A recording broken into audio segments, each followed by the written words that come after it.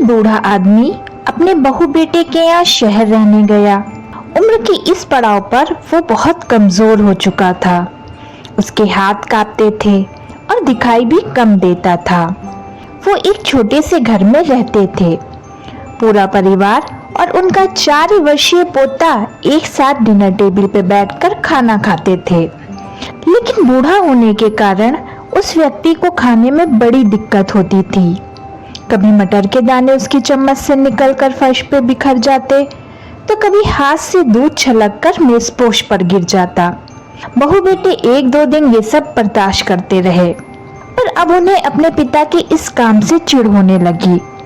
हमें इनका कुछ करना पड़ेगा, लड़के ने कहा। बहू ने भी हाँ में हाँ मिलाई और बोली, आखिर कब तक हम इनकी वजह से अपने खाने का मजा किरकिरा करेंगे और हम इस तरह चीजों का नुकसान होते हुए भी नहीं देख सकते।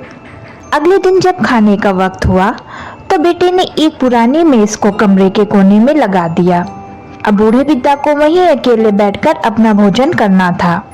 यहाँ तक कि उनके खाने के बर्तनों की जगह एक लकड़ी का कटोरा दे दिया गया था, ताकि अब और बर्तन ना टूट फूट सके।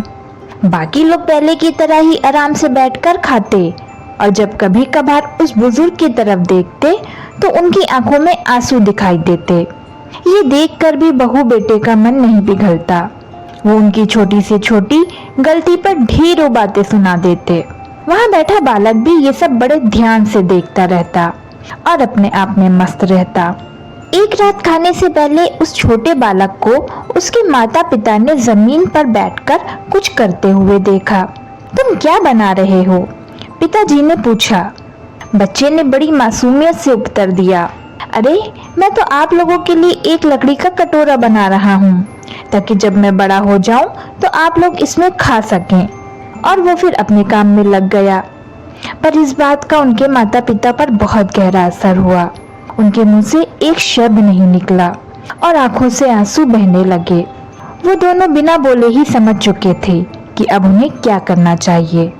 उस रात वो अपने बूढ़े पिता को वापस डिनर टेबल पर ले आए और फिर कभी उनके साथ बुरा व्यवहार नहीं किया।